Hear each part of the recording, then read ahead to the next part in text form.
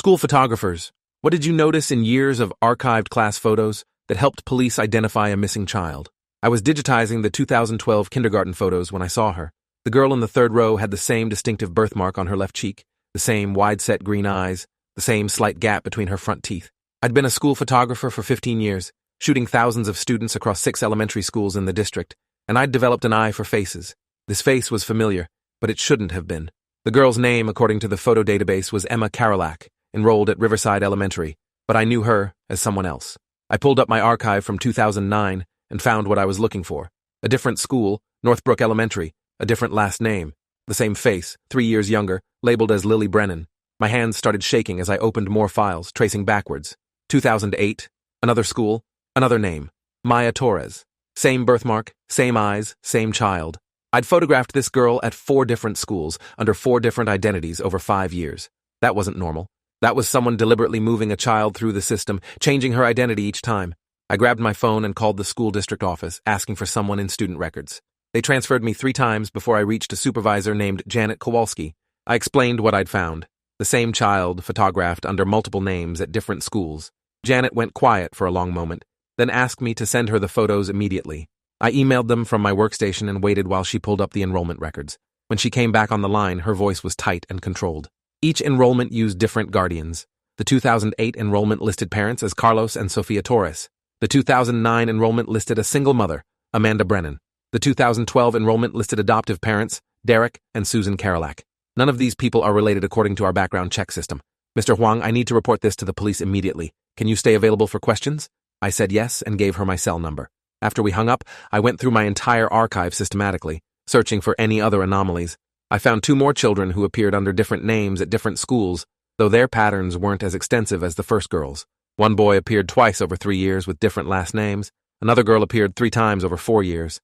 My stomach was churning by the time I documented everything. This wasn't coincidental paperwork errors. This was systematic identity manipulation of children. Detective Ryan Okafor called me that evening while I was still at my studio going through files. He asked if I could come to the police station the next morning with all the documentation I'd found. I arrived at 8 with my laptop and a folder of printed photos organized by child and chronology. Detective Okafor was in his early 40s, with sharp eyes and a methodical way of working through information. He had me walk through each case, explaining how I'd identified the patterns and what made me certain these were the same children, rather than siblings or coincidental resemblances. I showed him the distinctive markers, the birthmark on the first girl, a scar above the eyebrow on the boy, a unique eye color pattern on the second girl. Okafor took notes and asked detailed questions about the photo metadata, the dates, the schools, the enrollment information. When I finished, he leaned back in his chair and told me something that made my blood run cold. The first girl you identified, the one you called Emma Karolak in your most recent photos, she's been reported missing. The Karolak family filed a report 6 weeks ago saying their adopted daughter disappeared from school and never came home. My mouth went dry. She's missing right now? Okafor nodded. We've been investigating it as a possible custodial interference situation. The adoption was recent, and we thought maybe the biological parents had taken her. But what you've shown me suggests something much more organized. This child has been moved through the system multiple times with different identities. That's trafficking, not custodial interference. He pulled out a file and showed me the missing person report. The photo was recent, taken just months before she vanished. It was definitely the same girl I'd photographed over the years. Emma, or whatever her real name was. Okafor asked if I'd noticed anything unusual when I photographed her most recently. I thought back to that session at Riverside Elementary in September, 2 months before she disappeared. She'd been quiet and compliant, sitting exactly where I positioned her, no fidgeting or smiling. Most kids that age couldn't sit still or made silly faces. She'd been almost robotic in her stillness. I told Okafor that detail, and he wrote it down. That's consistent with a child who's been trained to be invisible, to not draw attention. Kids in trafficking situations often develop that behavior. Okafor brought in another detective, a woman named Lisa Chen, who specialized in crimes against children. She took over the questioning, asking more specific details about each photo session, whether I'd interacted with the guardians who'd brought the children, whether I'd noticed anything concerning. I explained that school photographers typically worked through the school administration, not directly with parents. The kids came to our setup area in groups. We photographed them quickly and efficiently, and they went back to class. I rarely saw guardians unless they came to pick up photo packages later. But I did remember one interaction with the woman who'd been listed as Emma's adoptive mother, Susan Karolak. She'd come to pick up the photo package in October, just weeks before Emma vanished. Susan had been nervous, constantly checking her phone, asking multiple times when the photos would be ready, even though I'd already told her. She'd paid in cash, which was unusual since most people paid online or with credit cards. When I handed her the package, she'd barely glanced at the photos before leaving quickly. At the time, I'd thought she was just stressed or in a hurry. Now it seemed more significant. Chen asked if I could describe Susan Karolak. I pulled up the school's visitor log photos from that day. Most schools required visitors to sign in and have their photo taken for security. I found Susan's entry and showed it to Chen. The detective stared at the image for several seconds, then pulled out her phone and made a call. She spoke quietly for a few minutes, then hung up and looked at Okafor. That's Jennifer Marks. She's been on our radar for 2 years as part of a suspected adoption fraud network. She uses multiple aliases and has connections to at least 3 agencies that facilitate questionable international adoptions. We haven't been able to build a case against her because the adoptions technically go through legal channels, but we've suspected she's involved in something larger. Okafor swore quietly. So Emma, or whoever she really is, was placed with a known fraud operator? Chen nodded.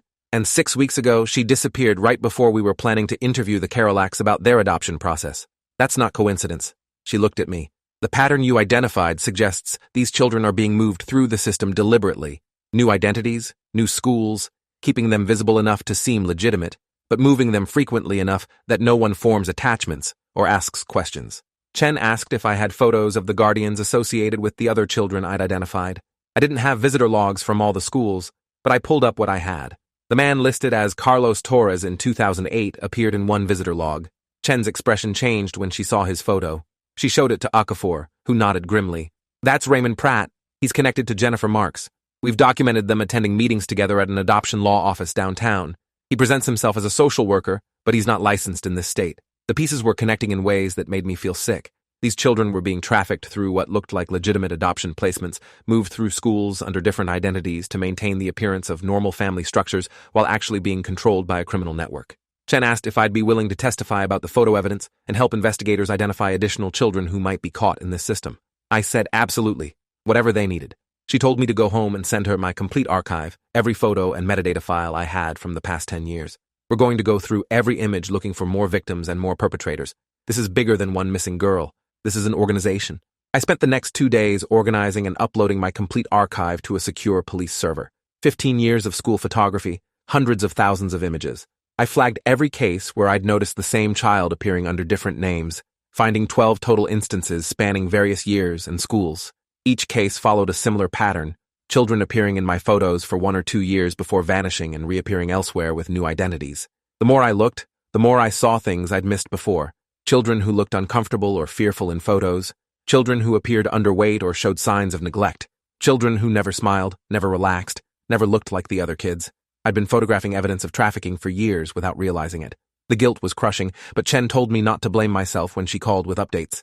You had no reason to suspect this. School photographers see thousands of kids.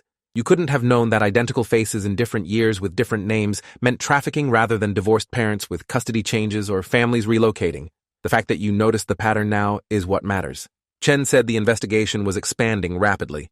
They'd brought in FBI agents who specialized in child trafficking and were cross-referencing my photos with missing children databases. So far, they'd identified 5 of the 12 children I'd flagged as kids who'd been reported missing or abducted from other states. The children had been trafficked across state lines, given new identities through fraudulent documents, and placed with fake families who moved them through school systems to maintain legitimacy. The FBI was now investigating the adoption agencies and law offices connected to Jennifer Marks and Raymond Pratt, looking for the full scope of the network. Chen asked if I could come back to the station to help with photo identification. They'd assembled a task force and needed someone with my experience recognizing faces to go through surveillance footage and additional records. I cleared my schedule and spent the next week working with investigators, comparing my archive photos to images from other sources. We identified 3 more adults connected to the trafficking network by matching visitor logs from different schools. Each person had used multiple names and appeared at different schools during the time frames when trafficked children were enrolled there. The breakthrough came when FBI agents raided the law office that had processed many of the fraudulent adoptions. They found records documenting over 40 children who'd been moved through their system in the past 8 years. Each child had been taken from vulnerable situations, usually from other countries or from families in crisis, then trafficked into the United States with fake documentation. The children were placed with operatives in the network who posed as adoptive families, moved through school systems to create the appearance of normal childhoods, and then moved again when anyone started asking questions. Some children were eventually sold to people who wanted to adopt without going through legitimate channels and were willing to pay premium prices for healthy young children with fabricated backgrounds. Others disappeared into domestic servitude, or worse situations that investigators were still trying to trace. The law office records included names and photos of the children, along with the various identities they'd been given. Emma Carolak's real name was Catalina Ruiz. She was originally from Guatemala, taken from her mother at age 4 under the pretense of a better life and education in America, then trafficked through the network for 5 years. The FBI used the law office records to track down current and recent placements. They found 8 children who were still in active placements with network operatives, posing as adopted children in families that appeared normal on the surface.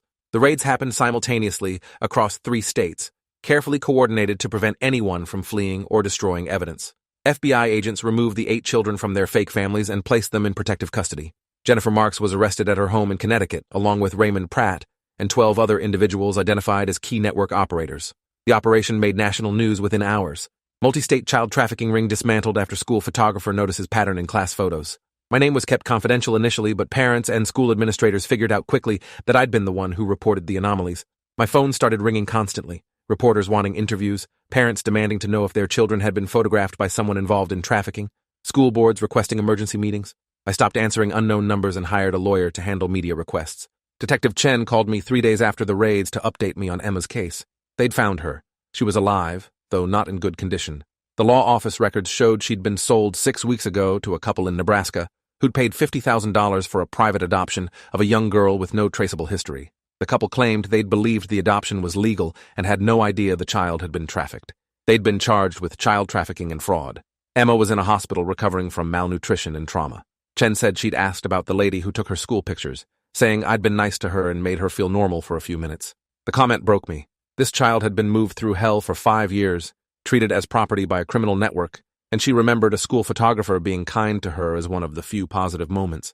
Chen said Emma would need extensive therapy and support, but she had living relatives in Guatemala who'd been searching for her since she was taken. The FBI was working with international agencies to verify the family connections and arrange reunification, if appropriate. Emma's mother had never stopped looking for her daughter, had filed countless reports with authorities in Guatemala and the U.S., but the trail had gone cold when Catalina disappeared into the adoption fraud system. The legal proceedings stretched over 18 months. Jennifer Marks and Raymond Pratt were the primary defendants, facing federal charges of child trafficking, fraud, kidnapping, and money laundering. The law office partners were charged as accessories and for falsifying adoption documents. The fake families who'd housed children were charged with varying degrees of involvement, some cooperating in exchange for reduced sentences, others fighting the charges claiming they'd been deceived too. The evidence was overwhelming, between the law office records, my photographs documenting children under multiple identities, and testimony from the rescued children about their experiences. Marks and Pratt tried to argue that they'd been facilitating adoptions for children who needed homes, that any fraud was unintentional paperwork errors.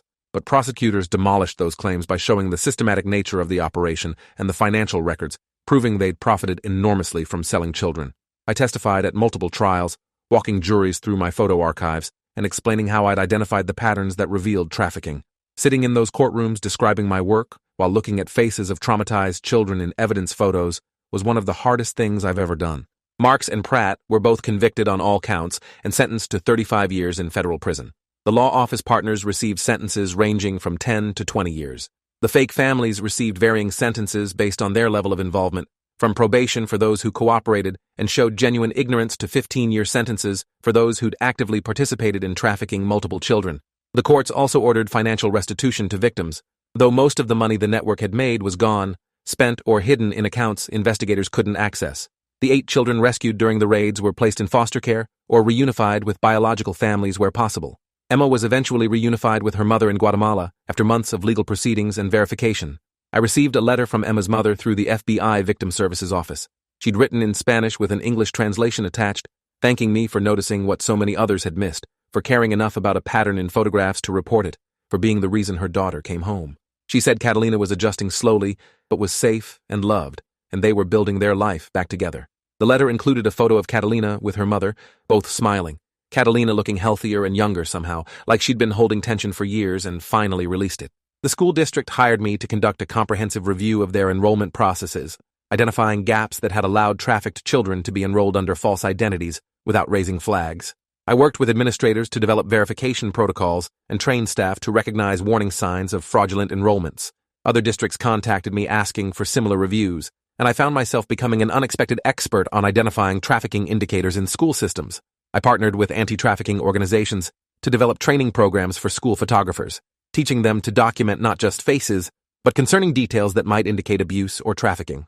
We created a reporting system where photographers could flag concerns confidentially, allowing schools and authorities to investigate without putting children at risk. The program expanded to 12 states within 2 years, and other photographers started reporting suspicious patterns.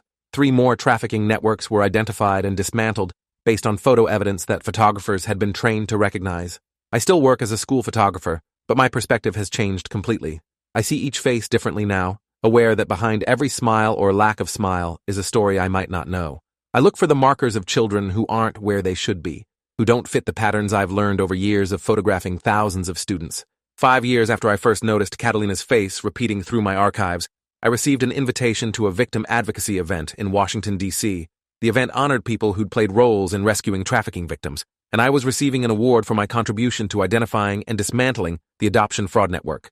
I almost didn't attend, feeling uncomfortable being celebrated for something that felt like basic human decency, noticing a child's face and asking questions. But the FBI agent who'd worked the case called me personally and said the survivors wanted me there, that it was important to them. I flew to D.C. and sat through an emotional ceremony where survivors shared their stories and advocates were recognized. When my name was called, I walked to the stage and accepted the award from a woman I didn't initially recognize. Then she spoke, and I realized it was Catalina, now 14 years old, speaking clear English with a Spanish accent. She'd traveled from Guatemala with her mother specifically for this event. She thanked me for seeing her when she'd felt invisible, for noticing that something was wrong when everyone else had looked past her, for caring about a pattern in photographs enough to make phone calls that saved her life and the lives of other children. Catalina introduced me to 3 other survivors from the network, all present at the ceremony with their families or foster families, all rebuilding their lives after being rescued. One young man, now 17, told me he remembered me photographing him at 2 different schools under 2 different names, remembered wondering if I would notice that something was wrong, hoping someone would see the fear in his eyes. He said he'd learned not to hope after a while, trained himself to look blank in photos so his captors wouldn't punish him for showing emotion. But seeing me receive this award gave him hope again that people did notice, that someone cared enough to act. After the ceremony, I met with FBI agents who'd expanded the investigation internationally, working with agencies in 6 countries to trace the full network and identify additional victims. They'd found over 60 children total who'd been trafficked through the adoption fraud system, though not all had been located yet. Some had aged out of the system and disappeared into adulthood, possibly still unaware that their entire childhood had been built on trafficking and false identities. The FBI had created a database of photographs and identifying information, hoping that someday those missing individuals might come forward or be identified by others who remembered them.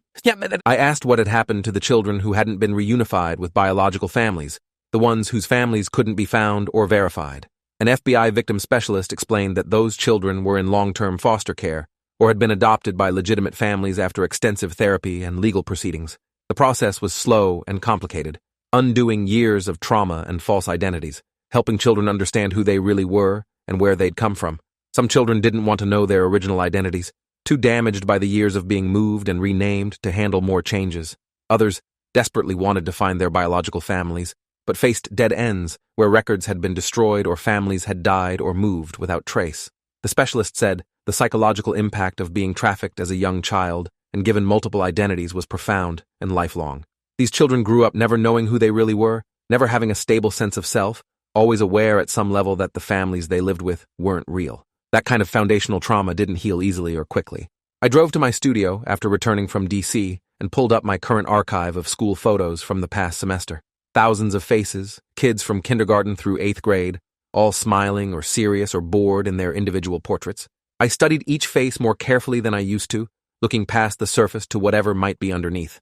Most were just kids being kids, exactly what they appeared to be. But I flagged 3 photos where something seemed off, children whose eyes didn't match their expressions, who held themselves with unusual stillness, who looked at the camera with something other than normal childhood emotions. I filed reports with the schools and with the FBI database, probably overreacting, probably seeing patterns where none existed, but I'd learned that sometimes the patterns were real, that sometimes the small details in photographs revealed truths that needed investigating. 2 of my 3 flagged reports turned out to be nothing concerning, just kids having bad days or dealing with normal family stress. The 3rd led to an investigation that found a child being severely neglected by guardians who'd fraudulently gained custody through a corrupt caseworker. The child was removed and placed in protective care. The caseworker was arrested. Another small piece of justice carved out of systematic failure. 10 years after finding Catalina's pattern in my archives, I received a message through the anti-trafficking organization I'd been working with. Catalina was now 19, attending university in Guatemala, studying social work with a focus on child welfare. She wanted to thank me again and update me on her life. She'd written, "You saw me when I felt invisible. You cared about a detail that seemed small, but was my whole life. Because you paid attention to faces in photographs, I got my mother back, and my real name, and my future. I'm studying to help other children who are invisible the way I was. I want to be someone who sees them and acts. Thank you for teaching me that one person paying attention can change everything." I printed the message and hung it in my studio, where I see it every day before photographing students. It reminds me why the work matters beyond getting good pictures for yearbooks and family albums. Sometimes a photograph captures more than a moment. Sometimes it captures evidence of harm or absence or wrongness that needs to be seen and acted upon. And sometimes the person looking at photographs years later, noticing patterns and asking questions, becomes the connection between a child's suffering and their salvation. That's not just photography. That's bearing witness and refusing to look away even when it would be easier to see only what's on the surface and move on to the next frame. Thanks for watching till the end. Make sure to subscribe and like to not miss the next story.